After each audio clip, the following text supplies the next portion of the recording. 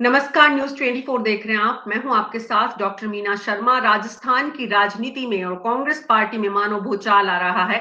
हाल ही में अशोक गहलोत सरकार में कैबिनेट मंत्री रहे, देश के सांसद रहे, कई बार विधायक चुने गए वांगड़ इलाके के बड़े नेता महेंद्रजीत सिंह मालवीय अब बीजेपी में शामिल हो गए हैं। प्रधानमंत्री नरेंद्र मोदी का गुणगान कर रहे हैं और कांग्रेस पार्टी की बुराइयों को देश के और प्रदेश की जनता के सामने ला रहे हैं। महेंद्रजीत सिंह मालवीय ने आखिर प्रधानमंत्री नरेंद्र मोदी की योजनाओं में क्या कुछ देखा कि उनका हृदय परिवर्तन हो गया और इससे बीजेपी को कितना इजाफा। आज बीजेपी के प्रदेश अध्यक्ष ने कहा, कांग्रेस की फूट का परिणाम है कि आज महेंद्रजीत सिंह मालवीय जैसे कांग्रेस पार्टी के एआईसीसी के सदस्य जो हैं वो आज बीजेपी का रुख कर रहे हैं। बीजेपी, प्रधानमंत्री नरेंद्र मोदी सब आज महेंद्रजीत सिंह मालवीय के तमाम प्रश्नों के जवाब में सिर्फ एक ही उत्तर था, प्रधानमंत्री नरेंद्र मोदी। तो क्या प्रधानमंत्री नरेंद्र मोदी अब कांग्रेस के टूटे हुए दिलों को बीजेपी में जोड़कर देश की सत्ता पर काबिज होना चाहते हैं? अगले 1 घंटे हमारे खास मेहमानों के साथ इसी पर विस्तार से चर्चा करेंगे। हमारे साथ भीमराज जी हैं, प्रवक्ता कांग्रेस के, डॉक्टर सुरेंद्र बीजेपी से, जगदीश शर्मा जी वरिष्ठ पत्रकार, मुनेश अरोड़ा जी वरिष्ठ पत्रकार, राजीव जैन जी वरिष्ठ पत्रकार और मृदुल पुरोहित बांसवाड़ा से हमारे साथ जुड़ रहे हैं, वरिष्ठ पत्रकार। आप सभी का बहुत बहुत स्वागत है। तो शुरुआत बांसवाड़ा से करते हैं आज। क्या बांसवाड़ा में हरकत है, मृदुल पुरोहित जी? जी धन्यवाद। मैं आपको बता दूं कि महेंद्रजीत सिंह मालवीय के भारतीय जनता पार्टी में शामिल होने की अटकलें काफी कुछ समय से लगाई जा रही थी और 2-3 दिन पहले माहौल ये था कि वो कब और किस समय ज्वाइन करें, इसके लिए उनके समर्थक टेलीविजन पर अपनी आंखें टिकाए हुए थे। लेकिन उसमें कुछ समय लगा और अंततः आज उन्होंने भारतीय जनता पार्टी की सदस्यता ग्रहण कर ली। जहां तक माहौल की बात है, कांग्रेस में निराशा है। भारतीय जनता पार्टी के कार्यकर्ता उत्साहित हैं। उन्हें लग रहा है कि एक बड़ा दबंग दिग्गज नेता हमें पार्टी को मिला है और इसका लाभ आगामी लोकसभा चुनाव के साथ ही पंचायती राज के चुनाव में भी उन्हें मिलेगा। तो मृदुल जी, बीजेपी के नेताओं में उत्साह है, उनमें निराशा नहीं है कि उनके हिस्से का हक जो है, उनको जो मिलने वाली थी लोकसभा की उम्मीदवारी, उनको जो मिलने वाला था आने वाले दिनों में, अब उनके हक छीन लिए जाएंगे? देखिए, इसमें एक प्रमुख नाम जो मालवीय के विरोध में था वह था हकरू मैडा का। हकरू मैडा विधानसभा चुनाव में बांसवाड़ा विधानसभा सीट से दावेदार थे।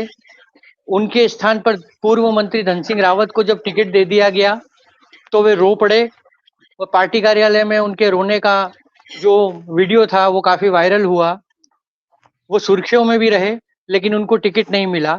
इसके पहले हकरू मैडा 2009 के लोकसभा चुनाव में प्रत्याशी रहे थे लेकिन उन्हें हार झेलनी पड़ी थी और अभी विधानसभा चुनाव में टिकट नहीं मिलने और उनके पार्टी छोड़ने की कयासों के बीच ये भी कहा गया था कि इन्हें लोकसभा का चुनाव का टिकट दिया जाएगा, किंतु ये एश्योर नहीं था कि हकरू मैडा को ही टिकट मिलेगा, क्योंकि भारतीय जनता पार्टी में काफी दावेदार ऐसे हैं जो टिकट की दौड़ में थे। तो ऐसे में महेंद्रजीत सिंह मालवीय का भाजपा टिकट की दौड़ में जहां पहले से ही इतने दावेदार थे, वहां एक और बड़ा चेहरा आने से उनकी दावेदारी कमजोर हो गई। तो एक विरोध करने वाला व्यक्ति है, बाकी सब स्वागत कर रहे बीजेपी में महेंद्रजीत सिंह मालवीय का पूरे बांसवाड़ा में। मीना जी, मैं आपको बता दूं कि बांसवाड़ा और डूंगरपुर की 8 विधानसभा क्षेत्रों को मिलाकर बांसवाड़ा लोकसभा सीट बनती है। इसमें जो दावेदारी करने वाले भाजपा से थे उसमें हकरू मैडा, राजेश कटारा जैसे जो दावेदार हैं वो सुदूर डूंगरपुर जिले के गांवों में उनका चेहरा सर्वमान्य नहीं है, उन्हें लोग चेहरे से भी नहीं जानते हैं। जबकि महेंद्रजीत सिंह मालवीय के पार्टी में आने के बाद चूंकि वो सर्वसुलभ हैं और वो मंत्री रहते हुए और कांग्रेस में रहते हुए बांसवाड़ा और डूंगरपुर के सभी विधानसभा क्षेत्रों में उनका निरंतर संपर्क बना रहा है और लोग उन्हें चेहरे से भी जानते हैं।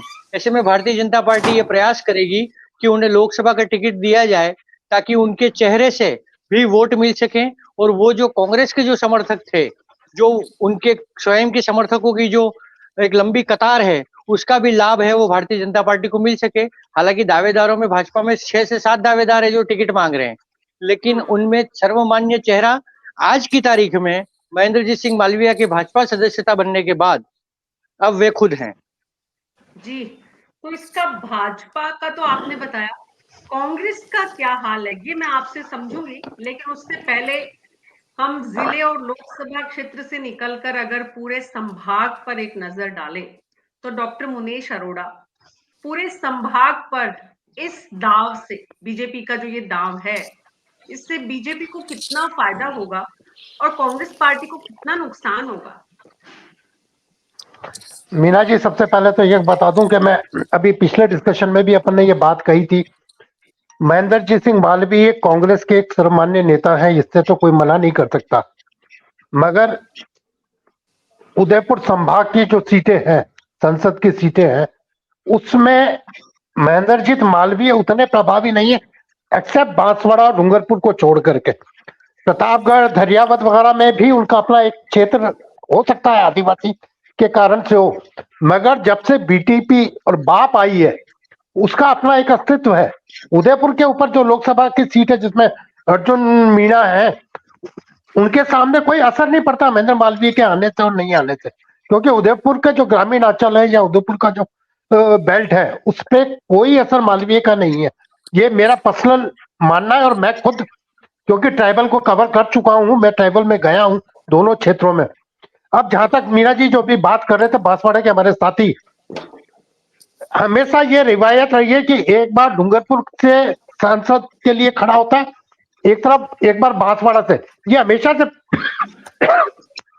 परंपरा रही है, क्योंकि डूंगरपुर बांसवाड़ा मिलाकर एक सीट मानी जाती है संसद की, तो एक बार डूंगरपुर को नंबर मिलता है, एक बार बांसवाड़ा को मिलता है। मगर भारतीय जनता पार्टी में भवानी जोशी वगैरह बहुत से नेता रहे हैं। महेंद्र सिंह मालवीय के ऊपर कांग्रेस के भी खूब आरोप रहे हैं। अशोक गहलोत ने भी उनसे काफी दूरी बनाई थी, बीच में उनको 2.5 साल तक नहीं बनाया था, क्योंकि उन पर परिवारवाद के आरोप लगे, उन पे निजी संपत्ति बनाने के आरोप लगे, उन पे और से बहुत से आरोप लगे अपने परिवार को बढ़ाने के। और आज जो गोविंद डोटासरा ने प्रेस कॉन्फ्रेंस की उसमें भी ये बात उठाई है कि महेंद्रजीत मालवीय को एआईसीसी या सीडब्ल्यूसी का मेंबर बनाया गया था उनकी आत्मसंतुष्टि के लिए, मगर वो फिर भी संतुष्ट नहीं हुए। वो लोकसभा के लिए कांग्रेस उनको तैयार नहीं थी क्योंकि वो विधायक बन चुके थे, मगर भारतीय जनता पार्टी ऐसे तलाश में थी तो उनको मौका दे दिया और वो यहाँ आ गए। जहां तक सीटों की बात हो, आपका मूल प्रश्न है, मैं स्पष्ट तौर से कह दूं कि बाकी सीटों पर उदयपुर संभाग की मालवीय का कोई प्रभाव नहीं है, एक्सेप्ट डूंगरपुर बांसवाड़ा की जो बेल्ट है उसमें भी विशेषकर बांसवाड़ा की कुशलगढ़, बागीदोरा और बांसवाड़ा प्रॉपर, और ये 4 सीटें हैं उसके ऊपर। ठीक है डॉक्टर मुनेश अरोड़ा, तो सिर्फ एक लोकसभा सीट के लिए क्या इतना बड़ा दाव? राजीव जैन साहब, महेंद्रजीत सिंह मालवीय के तो व्यक्तिगत हित, जैसा खुद यहाँ पर मुनेश जी ने कहा, समझ में आता है कि उन पर आरोप ही व्यक्तिगत संपत्ति बनाने के, व्यक्तिगत हितों को साधने के, परिवारवाद के लगे, तो अब भी उनका कदम जो है वो सेल्फ, उनका पूरी तरह से स्व केंद्रित राजनीति का जो एक गोल होता है उसे पूरा करता नजर आता है। लेकिन बीजेपी क्या एक सीट के लिए इस तरह की राजनीति कर रही है जिससे पूर्व मंत्री जिस पर आरोप लगे हैं भ्रष्टाचार के भी, उसे लेना, उसको लेकर कोई बहुत कुछ हासिल कर पाएगी राजीव जैन जी बीजेपी? देखिए मीना जी, बीजेपी एकमात्र मालवीय के आने से कुछ बहुत हासिल नहीं कर पाएगी। बीजेपी का ग्राफ पहले से ही बहुत आगे चल रहा है, तो उनके आने नहीं आने से बीजेपी को कोई फर्क नहीं पड़ता। लेकिन मीना जी, हम इसको पूरे परिप्रेक्ष्य में देखें, देश के, प्रदेश के, तो एक बीजेपी माहौल खड़ा करना चाहती है कि कांग्रेस के बड़े नेता, अभी जैसे अरोड़ा जी बता रहे थे कि उन पे आरोप है, वो सब ठीक है, गोविंद सिंह डोटासरा का भी जिक्र कर रहे थे, तो लेकिन जब इतने आरोप थे तो उनको सीडब्ल्यूसी जैसी संस्था का, जो कि कांग्रेस की सुप्रीम बॉडी है, उसका सदस्य बनाना, तो कहीं ना कहीं कांग्रेस भी ये मानती थी कि उनका प्रभाव होगा या एक चेहरा है उस रूप में, तो बीजेपी ने तो उनको चेहरे के रूप में लिया है। एक माहौल बना रही है। चुनाव आते आते तक देखना आप और भी नेता शामिल होंगे। तो बीजेपी तो पूरे प्रदेश स्तर पर या देश के स्तर पर एक माहौल बना रही है कि कांग्रेस में इतना बिखराव हो रहा है कि कांग्रेस के नेता उसको छोड़ छोड़ के जा रहे हैं। अब हो सकता है उनका स्थानीय प्रभाव कितना हो क्या नहीं हो, और जहां तक टिकट देने वाली बात है, दौड़ में तो शामिल हो सकते हैं, लेकिन ये एक पूरी पक्की गारंटी वाली बात है कि पिछले विधानसभा चुनाव में भी हमने देखा भाजपा में सैकड़ों लोग, मतलब कई नेता, बड़े बड़े नेता इधर उधर के, और अब लोकसभा से भी पहले पार्टी में आएंगे भाजपा में। तो भाजपा किसी को गारंटी नहीं आज दे की रही। तस्वीर आपने देखी हो राजीव जैन जी, बीजेपी मुख्यालय की, जब महेंद्रजीत सिंह मालवीय को ज्वाइनिंग कराई जा रही थी तो पीछे एक लंबी कतार में खड़े हुए थे वो लोग बीजेपी के जो पहले ज्वाइन कर चुके हैं और उनको कुछ मिला भी नहीं है, जो हाँ, बेचारे कुछ नहीं बड़े मिला। परेशान थे। मीना जी, मैं यही बात आपको कह रहा हूँ, भाजपा आज की स्थिति में बहुत मजबूत पार्टी है। उसका नेतृत्व किसी को ये वादा करके नहीं ला रहा कि तुम्हें टिकट दे दिया जाएगा। ये सब जो नेता जाएंगे कांग्रेस के, तो वो सब अपनी मर्जी से जा रहे हैं। अब उसके अलग अलग कारण हो सकते हैं, उनको कुछ आरोप हो कांग्रेस में से, जब तो कांग्रेस के बड़े नेता साबित हो रहे थे, अब दूसरी पार्टी में जा रहे हैं तो उनको उस तरीके से वो कहा जा रहा है कि इनका तो कोई प्रभाव ही नहीं था, कुछ नहीं था। तो फिर प्रभाव नहीं था तो आपने मंत्री क्यों बनाया, 4-4 बार एमएलए क्यों बनाया, या ईडब्ल्यूसी जैसी उसमें बिल्कुल, लेना, मतलब रघुवीर एक मीणा मायने को रखता है। हटाना। हाँ बिल्कुल, रघुवीर हाँ, मीणा को रघुवीर जहां मीणा को नहीं है। मतलब कहीं ना कहीं कांग्रेस के नेतृत्व को ये मालूम था कि भाई ये एक चेहरा है, इनको रखने से आदिवासी बेल्ट में कहीं ना कहीं वोट सदेंगे। अब वोट तो तो लोकसभा का चुनाव तो बहुत। ये जो महेंद्रजीत सिंह मालवीय ने ठेंगा दिखाया, कांग्रेस पार्टी को तो दिखाया ही, अशोक गहलोत को तो दिखाया ही कि उन्होंने पहले अपनी मर्जी से उन्हें मंत्री नहीं बनाया, बाद में उन्हें बनाना पड़ा। लेकिन केंद्रीय नेतृत्व ने जो उन पर भरोसा किया, जो उन्हें दिया, हाँ, उसका भी किस तरह से प्रतिकार उन्होंने किया, वो एक बात है। भीमराज जी के पास आएंगे इस सवाल के साथ, लेकिन उससे पहले जगदीश शर्मा जी, एक तरफ तो बीजेपी है जो माहौल बनाने का काम कर रही है, संदेश देने का काम कर रही है।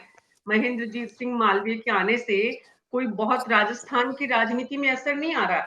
एक लोकसभा सीट पर कितना असर आएगा वो भी देखेंगे, क्योंकि जब ऐसे व्यक्ति चेहरे बदलते हैं, चेहरे जब दल बदलते हैं, तब जनता किस तरह रिएक्ट करती है, इसका एक लंबा इतिहास है और उस पर भी हम चर्चा कर सकते हैं। सवाल ये कि कांग्रेस एक तरफ तो बीजेपी माहौल जो बना रही है, उससे बीजेपी को क्या फायदा होगा और कांग्रेस को इससे नुकसान कितना होगा? मीना जी, पिछले दिनों मैंने एक सटायर पढ़ा था टाइम्स ऑफ इंडिया में। उसमें लिखा था कि बीजेपी ओरिजिनल रहेगी क्या? बीजेपी तो कांग्रेस जैसी हो जाएगी अब, क्योंकि इतने देश भर में इतने लोग कांग्रेस से, ज्यादातर कांग्रेस से, और पार्टियों के भी लोग आए हैं उसमें, लेकिन ज्यादातर कांग्रेस के लोग आ रहे हैं।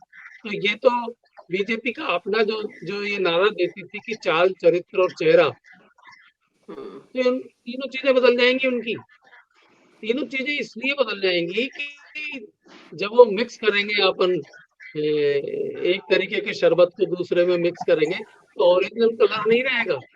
वो भगवा जो झंडा कहलाता है, वो भगवा झंडा जो है, उसमें अगर थोड़ा थोड़ा भी ग्रीन कलर और मिलेगा, भगवा तो खैर कांग्रेस के में भी है, लेकिन साथ में ग्रीन भी है, वो ग्रीन मिलेगा तो उसका कलर मटमैला हो जाएगा। और आप समझिए, मटमैला कलर का झंडा लेकर ये कहाँ जाएंगे? ये बात बहुत सीरियस में उसमें कही गई थी, बड़े हास्य में कही गई थी। तो बिल्कुल। यही हाल राजस्थान में दिखाई देने वाला है। राजस्थान में देखिए, विधानसभा चुनाव के दौरान बहुत सारे कार्यकर्ता आए थे ऐसे, जिनमें से कईयों को टिकट भी दिया गया, वेस्टर्न राजस्थान खास तौर से। तो ये क्या होगा भाजपा का फिर बाद में? ये महेंद्रजीत सिंह मालवीय तो ये केवल माहौल बनाने के लिए थोड़ा बहुत कोशिश कर रहे हैं। मुनीश शरीड़ा जी को जो है बहुत अच्छे से मालूम है उस पूरे एरिया के बारे में, उन्होंने विस्तार से बता भी दिया है। तो बीजेपी के लिए एक एसेट नहीं है महेंद्रजीत सिंह मालवीय। बिल्कुल, मैं यही एसेट नहीं है। समझना चाह रही थी। तो बीजेपी के लिए जो एसेट नहीं है, वो कांग्रेस के लिए नुकसान कितना है, डॉक्टर भीमराज जाखड़ जी? देखिए, नुकसान की जहां तक बात है, थोड़ा बहुत तो जरूर प्रभाव पड़ता है, पर जितना माहौल बनाया जा रहा है उतना कोई प्रभाव पड़ेगा नहीं महेंद्रजीत मालवीय का। क्योंकि महेंद्रजीत मालवीय को यहाँ सब कुछ मिला था, कांग्रेस ने इनको सब कुछ दिया, तो आज ये जब यहाँ ठेंगा दिखा के जाए, कल वहीं ठेंगा दे। सबको पता है कि ये मौकाप्रस्त लोग हैं, और इन मौकाप्रस्तों का कैसे इनसे निपटना है बीजेपी को पता नहीं है कि इस बात का। बीजेपी को अच्छी तरह पता है कि इन मौकाप्रस्तों से क्या करना है। ये कुछ नहीं है, एक हाशिए पे इनकी राजनीति चलेगी और कुछ नहीं है।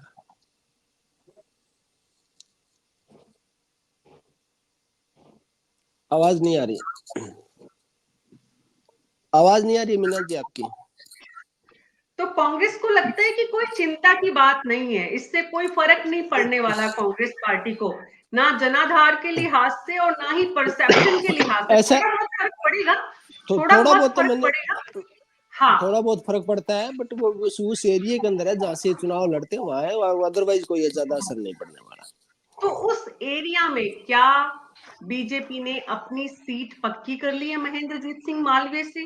क्या डॉक्टर सुरेंद्र सिंह शेखावत महेंद्र सिंह मालवीय को ही आप लोकसभा का उम्मीदवार बनाने जा रहे हैं? देखिए मीना जी, भारतीय जनता पार्टी की रीति नीति में कोई भरोसा करके, प्रधानमंत्री नरेंद्र मोदी जी के नेतृत्व में कोई भरोसा करके भारतीय जनता पार्टी में आता है, तो हमारे यहाँ आने की पहली शर्त है कि वो बिना शर्त आए। किसको लोकसभा लड़ाना है, किसको संगठन में काम देना है, किसको विधानसभा लड़ाना है, या किसी राजनीतिक कार्यकर्ता का दूसरी जगह उपयोग करना है, ये सारी चीज तो हमारी पार्टी का सेंट्रल लीडरशिप को तय करनी है। तो इस तरह का किसी कमिटमेंट के साथ कोई नेता हमारे यहाँ आता नहीं। हमारी पार्टी में इस तरह की परंपरा नहीं रही है जी। तो शर्त तो पहले है, शर्त ये है कि कोई शर्त के साथ नहीं आएगा। आज आप इस शर्त को लागू करने की स्थिति में है। आज बीजेपी वहां पहुंच गई है जहां शर्तों के साथ लोगों को अपने घर में जगह दे रही है। ये बात तो समझ में आती है डॉक्टर सुरेंद्र सिंह शेखावत, लेकिन जिस शर्त के साथ आप लेकर आए हैं मृदुल पुरोहित जी, वहां पर आपने कहा कि मालवीय के समर्थक टीवी चैनल्स पर नजर गड़ाए हुए थे पिछले 2-3 दिन से। तो मालवीय के समर्थक और मालवीय वहां के लोगों के बीच में क्या बोल रहे हैं? लोकसभा का चुनाव लड़ेंगे या फिर किस तरह की चर्चाएं हैं वहां पर?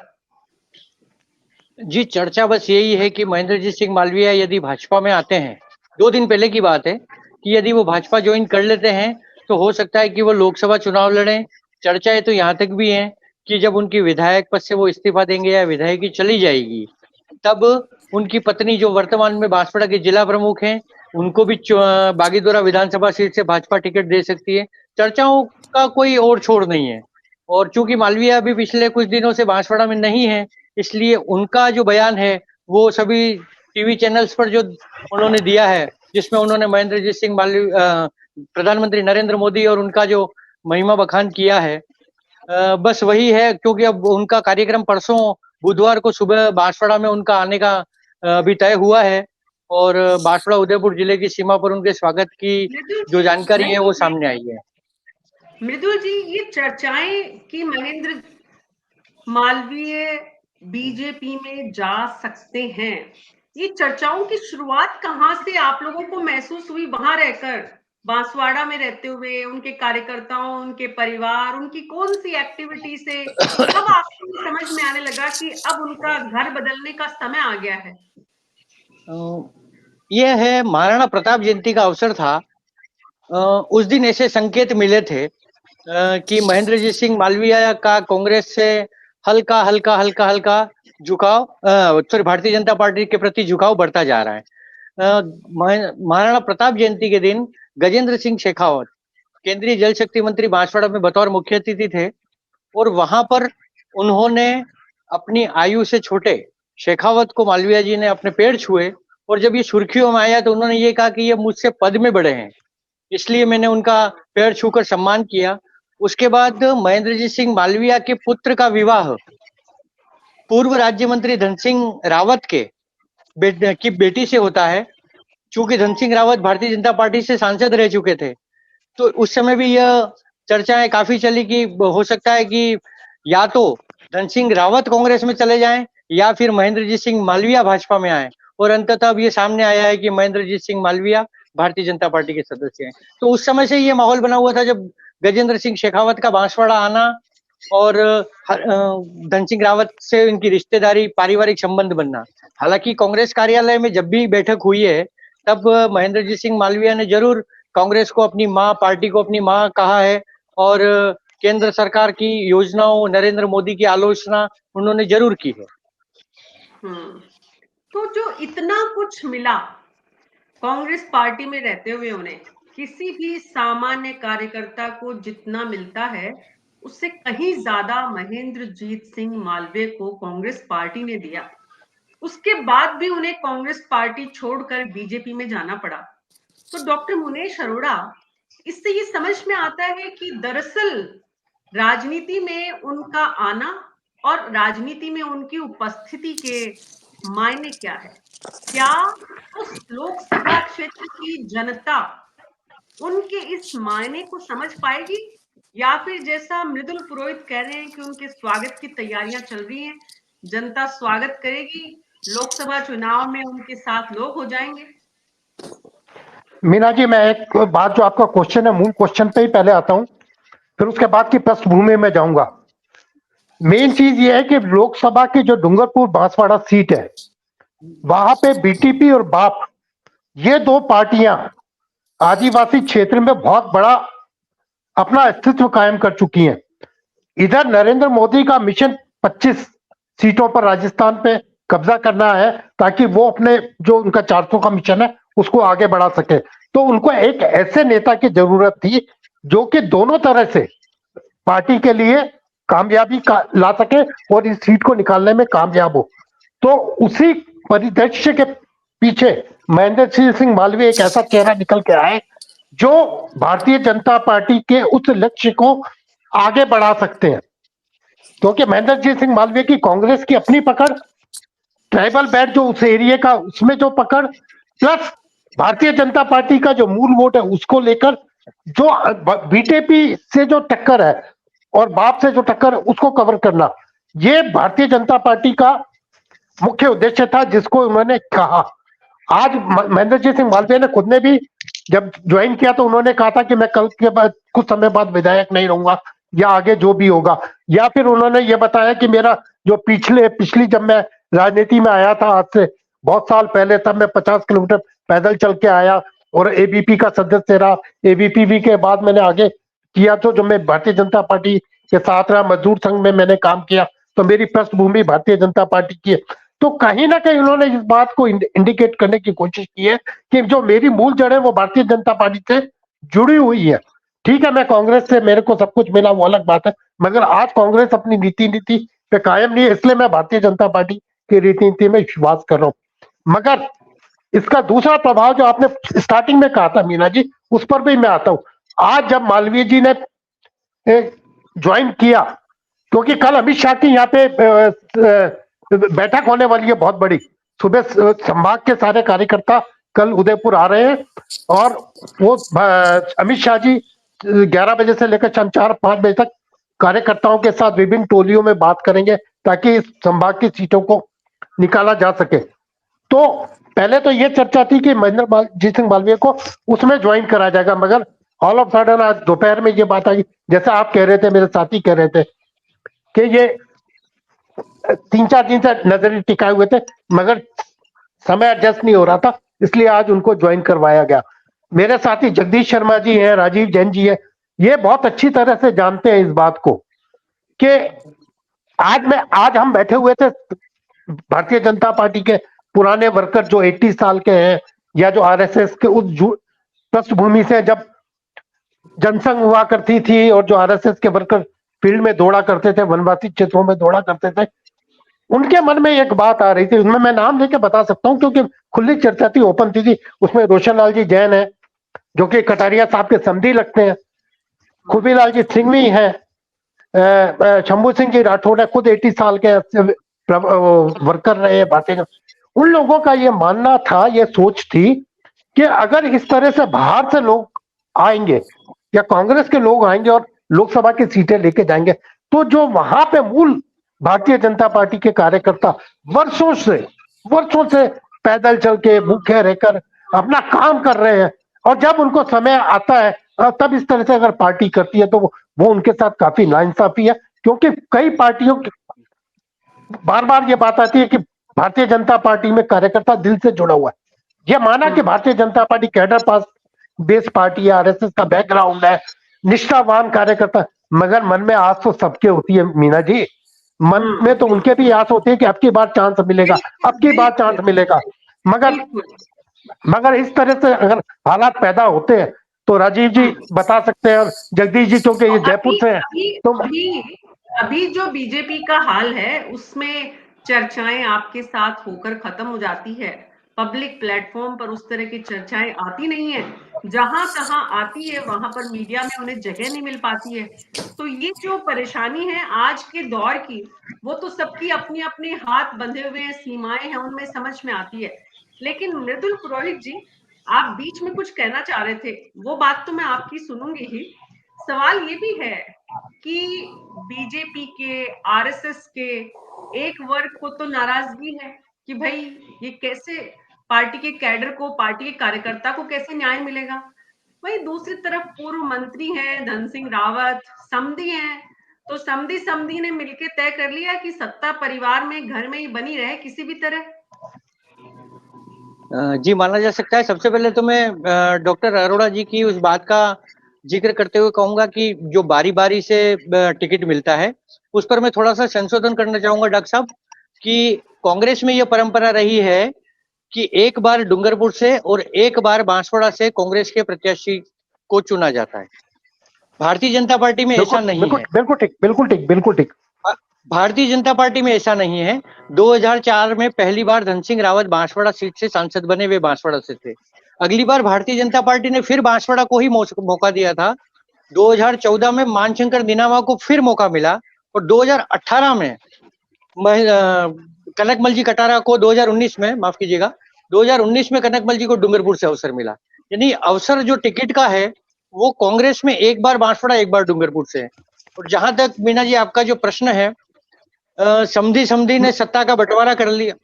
मेरा सिर्फ इतना था कि कांग्रेस के अंदर या चाहे कोई भी हो, डूंगरपुर बांसवाड़ा के बीच में खिंचाई तो रहती है लोकसभा सीट को लेकर, एक बार इधर कर लिए एक बार इधर कर लिए। मांग तो दोनों दल जो डिस्ट्रिक्ट है वो अपनी अपनी करते हैं हमेशा से। ये मेरा उद्देश्य था कहने।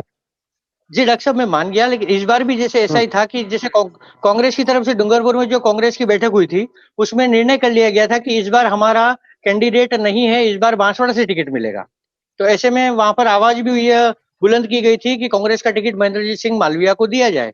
लेकिन चूंकि अब मालवीय जी भारतीय जनता पार्टी में आ गए हैं, और जहां तक मीना जी आपके प्रश्न था कि दोनों समधियों ने मिलकर सत्ता का बंटवारा कर लिया या घर में ही सत्ता रहे, तो भारतीय जनता पार्टी में कई कार्यकर्ता ऐसे भी हैं जो बरसों से काम कर रहे हैं, और उनकी भी चाह है कि उनको एक बार टिकट मिले।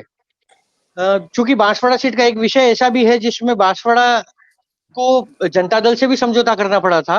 मैं आपको थोड़ा सा पीछे की ओर ले जाऊं तो कर्नाटक के बेल्लारी में सुषमा स्वराज और सोनिया गांधी के बीच में मुकाबला हुआ था। उसमें सोनिया गांधी जीत गई थी।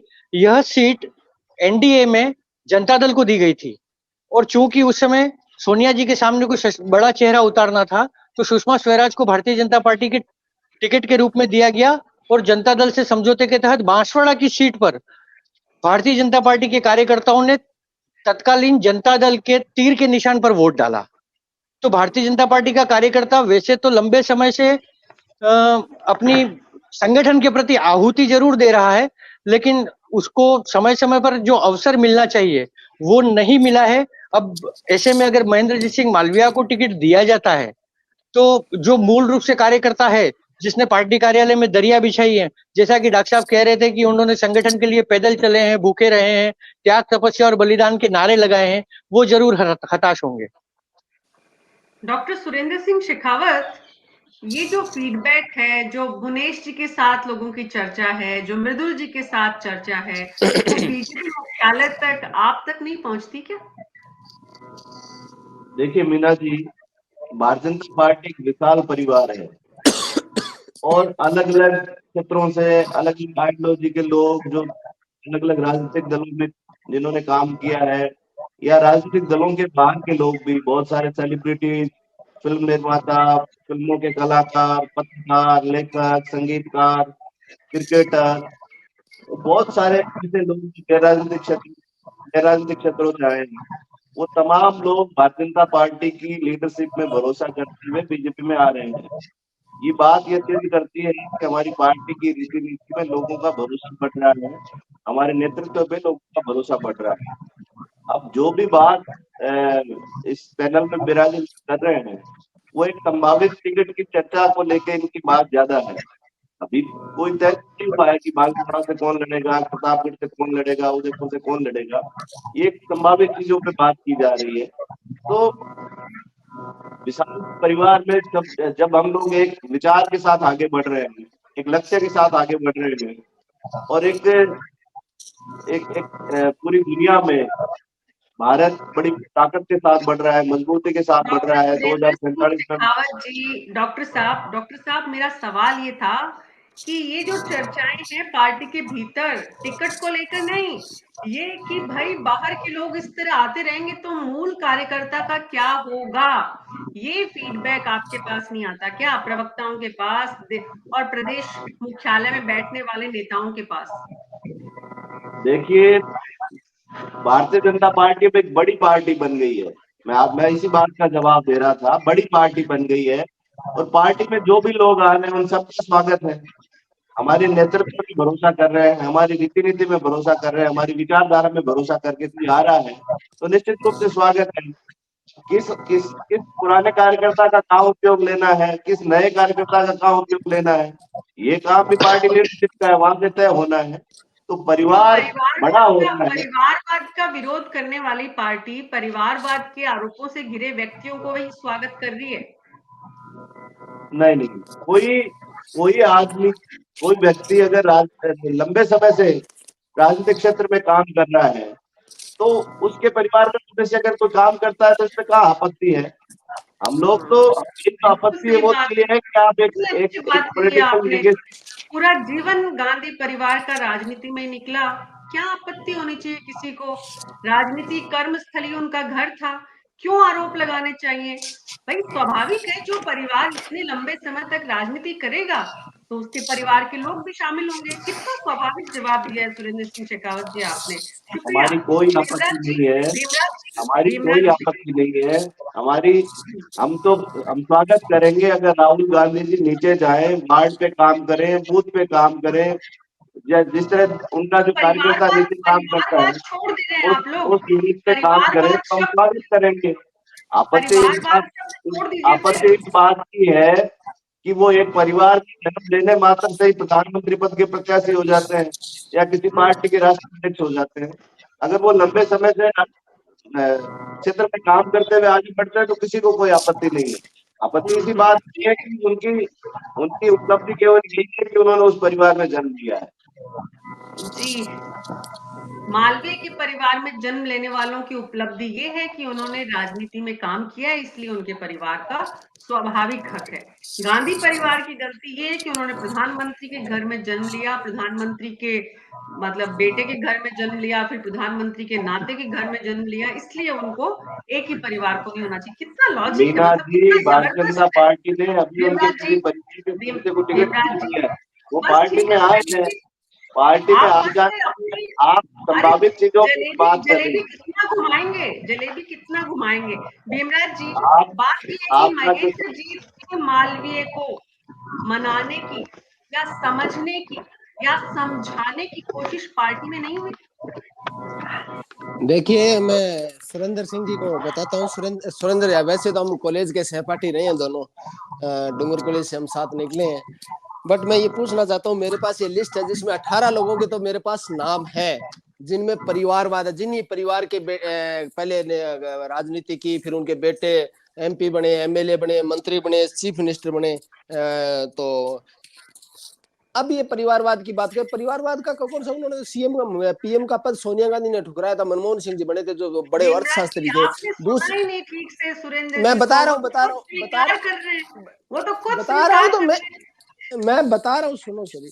अब मैं कहना चाहता हूँ महेंद्रजीत सिंह मालवीय को जो बताना था वो बता दिया। अब उनके समझ में न्याय तो नहीं, जब समझ में आएगी जब देखेंगे। अब देर हो चुकी है, ठीक है। अभी समझ उनका में उपयोग कांग्रेस के नहीं आ रहा है, कांग्रेस के सब कुछ समझ समझ के में, कोई कांग्रेस के नहीं आ रहा है। कांग्रेस के सब कुछ समझ में इनकी है पार्टी कि में देश जो को ग्रैंड किस ओर ओल्ड ले जा रहे हैं, पार्टी है कहाँ ले उसकी जाके आप आर्थिक लोग खड़ा स्थिति बन करोगे, गई है। कैसे बर्बाद करके इनके आप लिए लोग मानोगे। आत्मचिंतन की बात अच्छी है तरह तो विश्लेषण करना चाहिए आत्मचिंतन कि सब इनकी कुछ अच्छी पार्टी के तरह इतने बड़े मालूम लोग, है पुराने कि लोग कैसे किसान पार्टी सड़कों छोड़ पे के बैठे क्यों हैं, जा रहे कैसे हैं। मजदूरों को आप बाहर आखिर निकाल रहे इनकी हो, जो कैसे बैंकिंग लीडरशिप है वो सेक्टर को आप दुनिया बर्बाद में कर रहे से हो, करप्ट हो कैसे चुकी है एजुकेशन को आप और बर्बाद कर पार्टी रहे हो। के ये सब कुछ कार्यकर्ताओं दिख का, रहा है। नेताओं का पार्टी भरोसा उठ कार्यकर्ता चुका है। कोई जब भरोसा तक नहीं उठा है।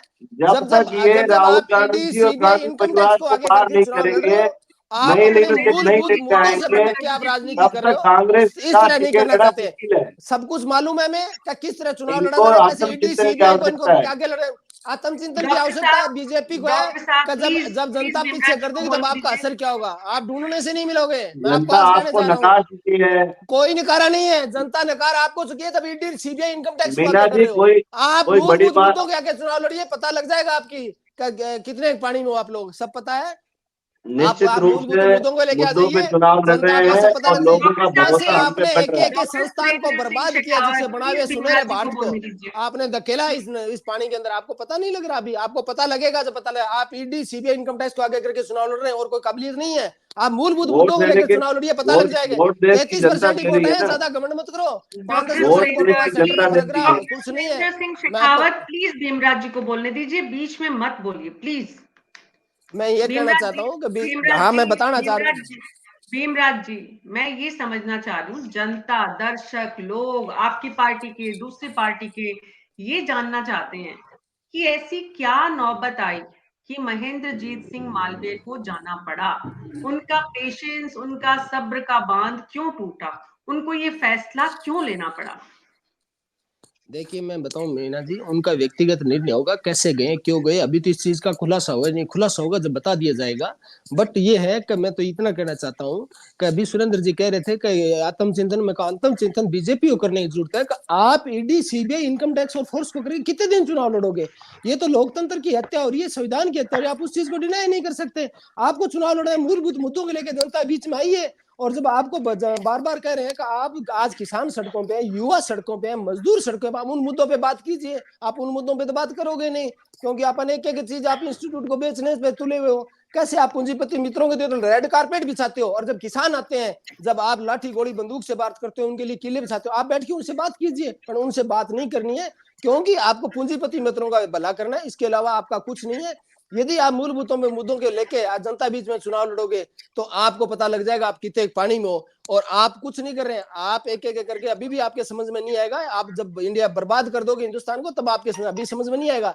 आपको सिर्फ धर्म के नाम पे बंटवारा करके लोगों को लड़ा के, इस तरह की राजनीति आपकी रही है, और वो राजनीति आप कर रहे हो। आप कभी किसान, मजदूर, छात्र को आप सोचिए, भीमराज सीटें जी खाली है, मुद्दे उनको पर भरने रहिए। का नहीं समझ। भीमराज जी मुद्दे पर रहिए, मुद्दे पर हाँ, रहिए।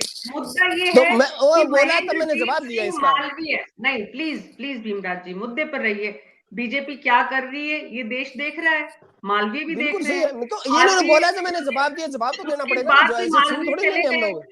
उसके बाद भी मालवीय चले गए, और भी लोग जाने की तैयारी कर रहे हैं, एक लंबी कोई बात नहीं, श्रृंखला है। तो कोई पार्टी बात से नहीं, चले जाए। जाने, ये जो अप्रोच है ना आपकी कांग्रेस पार्टी की, राजीव जैन जी, वाकई में ये अप्रोच की कोई बात नहीं है, चले जाने दीजिए, ये कांग्रेस पार्टी का नुकसान कर रही है।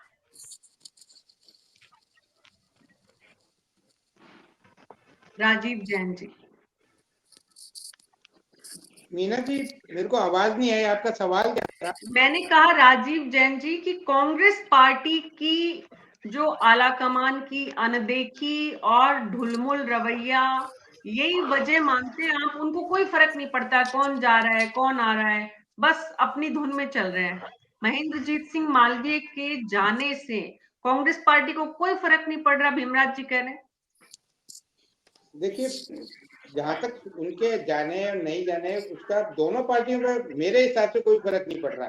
ना भाजपा पे कुछ फर्क पड़ेगा, ना कांग्रेस पे, क्योंकि भाजपा का ग्राफ अभी ऊपर है, तो कांग्रेस का नीचे। तो कांग्रेस के कुछ ऐसे नेता, जैसा भीमराज जी भी बता रहे थे, कुछ आरोप या होंगे उस वजह से गए होंगे, तो टिकट मिलना नहीं मिलना वो अलग बात है।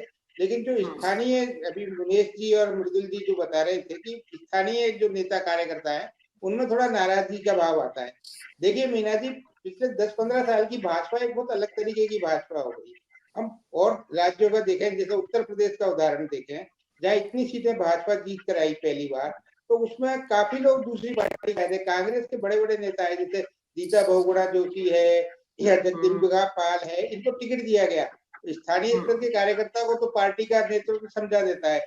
जैसे अभी प्रधानमंत्री जी का जो कल भाजपा की राष्ट्रीय परिषद की बैठक में भी भाषण हुआ था, उन्होंने अपने कार्यकर्ताओं को एक संदेश दे दिया कि आप उम्मीदवार को नहीं देखें, उम्मीदवार कमल का निशान है।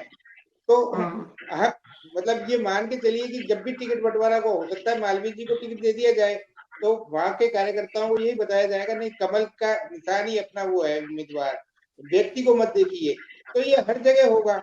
अब एक लंबी फेरी, जैसे आप ही जिक्र कर रही थी कि बहुत एक लंबे नेताओं की एक लाइन लगी हुई है भाजपा में जाने वाले। अब भाजपा तो अपना एक माहौल बना रही है, तो धीरे धीरे वो हर 2-4 दिन में एक बड़े कांग्रेस के नेता को अपने यहाँ शिफ्ट करेगी और ये चीजें चलेगी, तो एक माहौल बनता है पार्टी का, वो पूरे प्रदेश में बनता है। अब मध्य प्रदेश के कमलनाथ जाएंगे, वो तो कितने इस तरीके से कांग्रेस के रहे, तो उससे पूरे देश में एक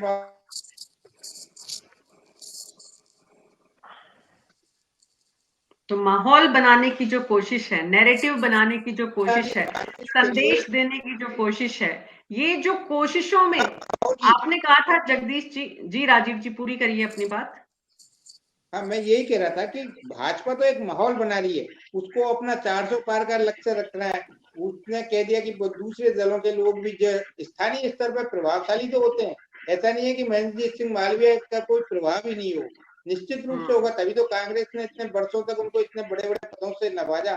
तो नुकसान तो कांग्रेस को थोड़ा बहुत उठाना पड़ेगा, लेकिन फायदे की जहां तक बात है भाजपा का, आपको मीना जी एक और चीज बता दूं, भाजपा इस बार बहुत तैयारी से चुनाव लड़ रही है। वो हर सीट पे अपना मार्जिन बहुत बड़ा रखना चाहती है, जो सीट जीते बड़े मार्जिन से जीते।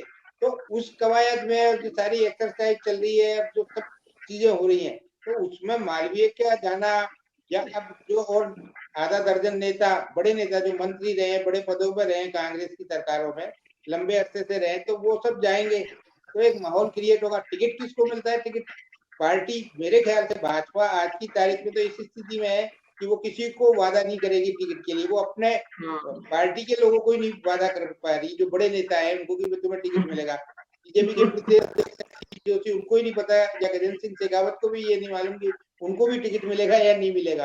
तो कहाँ से मिलेगा ये नहीं पता है।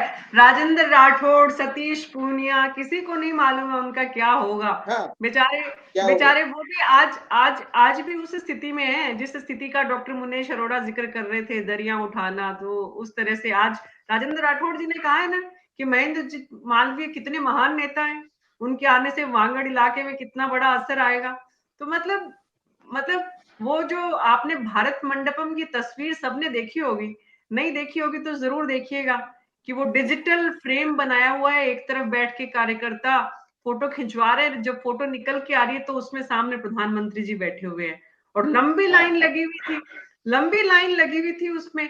तो आज तो वो दौर आ गया है। रामायण में हमने सुना था कि जब अयोध्या में राम वापस आए थे तो हर जन को राम दिखे, इसलिए उस तरह के अवतार, मतलब कुछ उस तरह के माहौल में आज बीजेपी नजर आ रही है। इसका क्या हश्र होगा, मटमैला जो रंग, जगदीश शर्मा जी आपने कहा मटमैली बीजेपी। अब इसके बाद एक और आज की जनरेशन के और आज के समय के हिसाब से हाइब्रिड बीजेपी, जिसमें कई कई तरह की नस्लें जो है वो शामिल हो गई हैं। तो ये जो हाइब्रिड बीजेपी का रूप होगा, वो मान लेते हैं कि इस लोकसभा चुनाव में तो प्रधानमंत्री नरेंद्र मोदी का मकसद लोकसभा में प्रधानमंत्री तीसरी बार लाल किले पर झंडा लहराना उनका मकसद। अब उसमें सांसद के रूप में कहां से कौन आता है उससे उन्हें कोई मतलब नहीं है। इस एजेंडा पे काम हो रहा है जगदीश जी? बिल्कुल हो रहा है सीमा जी। अपनी इस बारे में पहले भी बात हो चुकी है, कई बार हो चुकी है कि बीजेपी अपने आप को ट्रांसफॉर्म कर रही है। पहले उसने अपने आप को भी बताया कि हम दुनिया की सबसे बड़ी पॉलिटिकल पार्टी है, क्योंकि 10 करोड़ से ज्यादा मेंबर हैं इसके। अब वो उससे भी आगे जाना चाहते हैं। वो ऐसा जाना चाहते हैं कि बीजेपी का जो सिंबल है कमल का फूल, वोट इस पे पड़ना चाहिए, आदमी की शक्ल के ऊपर नहीं, कि वहाँ कौन लड़ेगा कौन नहीं लड़ेगा किसी को कुछ पता नहीं है सिवाय नरेंद्र मोदी जी के, वो जरूर लड़ेंगे। बाकी किसी को कोई पता नहीं है कि किसकी सीट किधर जा सकती है। एमपी जो मिनिस्टर हैं उन सबको कहा जाता है कि उनको ऑप्शन दिया गया है, जो राज्यसभा में मिनिस्टर है उनको, भाई आप लोग भी 3-3 लोकसभा सीटों के नाम दे दीजिए अपने, कौन कौन से सीट लड़ा आपको लड़ाया जा सकता है। तो अपने अपने चॉइस के हिसाब से दे रहे हैं। अश्विनी वैष्णव जैसे व्यक्ति जो मुझे मालूम चला है, उन्होंने जयपुर और उड़ीसा से एक सीट का नाम दिया है, जहाँ के वो कलेक्टर रहे थे किसी जमाने में। मेरे दिमाग से नाम निकल रहा है, जगदलपुर या कोई मतलब पता नहीं किस तरह का है वो, जगह है जहाँ पर कि वो कलेक्टर रहे सालों तक। तो वो या जयपुर का पता है कि यहाँ किसी को भी खड़ा कर देंगे तो 3-4 लाख में तो जीत ही जाएगा, कोई दिक्कत ही नहीं है। जैसे जयपुर में भी सांगानेर विधानसभा सीट को माना जाता है, किसी को भी तो राज्यसभा में चले गए, अब 4 सीटों पे राज्यसभा में चले गए। नहीं, राज्यसभा का भर दिया उन्होंने, राज्यसभा वालों को ही कहा जा रहा है, राज्यसभा का भर दिया उन्होंने। हाँ वही बता रहे हैं जगदीश जी, डॉक्टर मुनीश अरोड़ा वही बता रहे हैं कि राज्यसभा के लिए मैं ये कहने की कोशिश कर रहा हूँ कि भारतीय जनता पार्टी की पॉलिटिक्स और नए दौर की पॉलिटिक्स हो गई है। और मैंने तो बल्कि ये भी इशारा किया था कि पॉलिटिक्स एटोक्रेटिक टाइप की जो पॉलिटिक्स कहलाती है, जिसमें एक व्यक्ति की चलती हो पार्टी के अंदर, या पार्टी जिस एक व्यक्ति के इशारे पे नाचती हो, उस तरह की अगर हो जाए ये पार्टी तो वो दिन दूर नहीं है। क्योंकि किसी की कोई हिम्मत तो है नहीं कि भाई वो कुछ डिस्कस कर सके, कुछ बोल सके, पार्टी के बारे में कुछ कह सके। और कलर मैं बता ही रहा हूँ कि किस तरह का होता जा रहा है इसका। आप पार्टी का बेस बढ़ाने के लिए मान लीजिए कुछ भी करते हैं, आप सोचिए कि बांसवाड़ा डूंगरपुर की सीट में अगर इस तरीके से लाया गया तो जो रंग बदलेगा, तो कल्याण सिंह जी कोठारी का क्या होगा, जो इस सीट पर हमेशा आदिवासियों के बीच में काम करते रहे और यहाँ वोट बनाते रहे। प्रतापगढ़ से आने वाले नंदलाल मीणा का क्या होगा, जो सारी जिंदगी आरएसएस के कार्यकर्ता बनकर और एमएलए भी बनते रहे और एमपी भी बनते रहे और आदिवासियों के बीच में अपने काम किया जिन्होंने जमकर। क्या होगा बेटा मंत्री बन गया है अभी, हेमंत मीणा, नंदलाल मीणा मंत्री बन गया है, वो अपनी कैपेसिटी में बना है। नंदलाल मीणा अपनी कैपेसिटी में, उनकी पत्नी भी जिला प्रमुख रह चुकी है। ये बड़ी मुश्किल होती है वहाँ कि भाई कौन आदमी बनवा सकता है। तो ट्राइबल एरिया में खासकर जो बांसवाड़ा डूंगरपुर उदयपुर का कुछ इलाका है, जाडौल वगैरह, ये वहां पर ये बड़ी प्रॉब्लम है। एक परिवार डेवलप होता है, वहाँ कार्यकर्ता डेवलप नहीं होता, एक परिवार डेवलप होता है। तो उसी तरीके से ये परिवार है नंदलाल जी का। उससे पहले एक परिवार था भिकाबाई का, जो उनकी बेटी भी एमएलए बनी, मिनिस्टर भी बनी। और ये पॉलिटिक्स आदिवासी क्षेत्र में परिवार की होती है, इंडिविजुअल की होती है। अभी वहाँ इतनी डेमोक्रेसी वहाँ की पॉलिटिकल पार्टीज में नहीं आई है कि जो एक पॉलिटिकल पार्टी के तौर पे खड़े होकर, जैसे अभी अरोड़ा जी ये बता रहे थे कि बड़े नेताओं के, पुराने कार्यकर्ताओं के बीच में बैठते थे, तो उदयपुर में ऐसे बहुत सारे सैकड़ों की संख्या में आपको 80 साल की उम्र के आसपास, 70 से ऊपर और 80 तक की उम्र के ऐसे कार्यकर्ता मिलेंगे जो आपको बताएंगे 40 साल पहले उस सीट पर क्या हुआ था, और वो कार्यकर्ता के तौर पर खड़े होते हैं। बिल्कुल बिल्कुल बिल्कुल। तो ऐसे में कैंडिडेट के रूप में चुनाव एक परिवार के ऐसा ही होता है, क्योंकि उनकी मान्यता स्थापित हो जाती है आदिवासियों के बीच में। छोटे छोटे से कारण, आप तो फिर भी बहुत सारे हॉस्पिटल हो गए, बहुत सारे स्कूल हो गए। उस जमाने में ये ऐसे लीडर थे कि गांव में अगर कोई बीमार हो गया, किसी को बुखार हो गया या कोई महिला को प्रसव होने वाला है, तो इन्हीं के परिवार से कोई न कोई आदमी जीप में डालकर या मोटरसाइकिल पे बिठाकर उसको 20, 30, 40 किलोमीटर दूर पीएचसी पे ले जाकर इलाज करवाते थे। वो आस्था ऐसे डेवलप हुई है धीमे धीमे। तो ये जो है, इससे कोई फर्क नहीं पड़ता कि मालवीय जी इधर आ गए या उधर चले जाए, उससे कोई बहुत ज्यादा फर्क नहीं पड़ता। वहाँ की पॉलिटिक्स जैसी है वैसी ही रहने वाली है। जी, डॉक्टर मुनेश अरोड़ा, आप कुछ बोल रहे थे। मैं ये बोल रहा था कि जो हमारा जो उदयपुर संभाग है ना, ये ट्राइबल वर्सेस सिटी इस तरह का एक मिक्स्ड पॉपुलेशन का एरिया है। जो ट्राइबल एरिया जो जहाँ जहाँ महेंद्र मालवीय आते हैं, बांसवाड़ा, डूंगरपुर, कुशलगढ़, बागीदोरा, डूंगरपुर की 84 वगैरह, यहाँ के जो चुनाव का जो आधार है ना, वो शहरी चुनाव के आधार से बिल्कुल अलग तरह का है। वहां पर बिल्कुल अलग है, बिल्कुल अलग है। वहां पर आदिवासी एक वेव के रूप में काम वोट डालता है। वेव जो चलती है ना जिस तरह से, उस तरह से आदिवासियों के अंदर वोटिंग टेंडेंसी डेवलप होती है और वो चलती है। तो भारतीय जनता पार्टी का जो मुख्य उद्देश्य है, वो जो 25 सीटें लेने का, आदिवासी सीट को कवर करने का, उसको कवर करने का एक साधन मात्र मालवीय है, जिसको भारतीय जनता पार्टी ने पूरी तरह से साधा है। भारतीय जनता पार्टी ये जानती थी, हालांकि अभी मैंने भी पिछली चर्चा में भी कहा था कि चुन्नी गरासिया को राज्यसभा में भेजा ताकि वो उस जगह को मजबूत कर सके, डूंगरपुर बांसवाड़ा की सीट को। पिछले से पिछले वाले पे हमने कहा था। तो भारतीय जनता पार्टी को बीटीपी और बाप का मुकाबला करने के लिए एक सशक्त चेहरे की जरूरत थी और एक ऐसा नाम चाहिए था जो कि इस का मुकाबला कर सके, बीटीपी और बाप का। और उस वैक्यूम को भरने का काम बहुत हद तक मालवीय कर सकते हैं, जो मालवीय का अपना ग्रुप है, आदिवासियों में अपना ग्रुप है। मैं अभी एक चीज और बता दूं आपको कि पिछली बार जब प्रधानमंत्री आए थे मानगढ़ धाम पे, तो राष्ट्रीय स्मारक की बात हुई थी मानगढ़ धाम को घोषित करने की। तो यही लोग थे कांग्रेस के जिन्होंने सबसे ज्यादा प्रधानमंत्री को कोसा था कि उन्होंने राष्ट्रीय स्मारक घोषित नहीं किया, जबकि भारतीय जनता पार्टी वाले कह रहे थे कि हमने 3 राज्यों के मुख्यमंत्रियों को एक कमेटी बना दी जिसमें एमपी, राजस्थान और गुजरात के मुख्यमंत्री हैं, जिसकी अभी तक कोई रिपोर्ट नहीं आई। आज वही मालवीय जिन्होंने प्रधानमंत्री को मानगढ़ धाम को लेकर और बहुत से कुछ कहा और सुनाया, आज वो ही ये मांग कर रहे हैं अपने प्रधानमंत्री से कि वो उसको राष्ट्रीय स्मारक घोषित करें। बात तो वो की वही है, राष्ट्रीय स्मारक की बात तो वो की वही है, मगर अब आपका रोल बदल गया। अब आपकी एक संवैसी मांग हो गई, पहले आप विपक्ष के रूप में उन पे तंज कस रहे थे। तो ये जो हालात है, एक वेव बनाने की जो भारतीय जनता पार्टी की कोशिश है, उस वेव को बनाने के लिए, उस वैक्यूम को बनने के लिए भारतीय जनता पार्टी ने बहुत अच्छा तीर चला है और लगता है कि भारतीय जनता पार्टी इसमें सफल होगी, मेरा ये मानना है।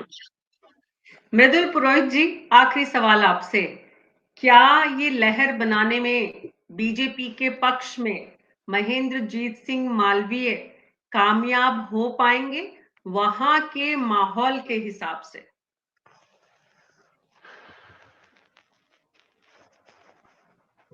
देखिए, मैं आपको बता दूं कि महेंद्रजीत सिंह मालवीय को भारतीय जनता पार्टी में लाना उस भाजपा का एक लालच भी है।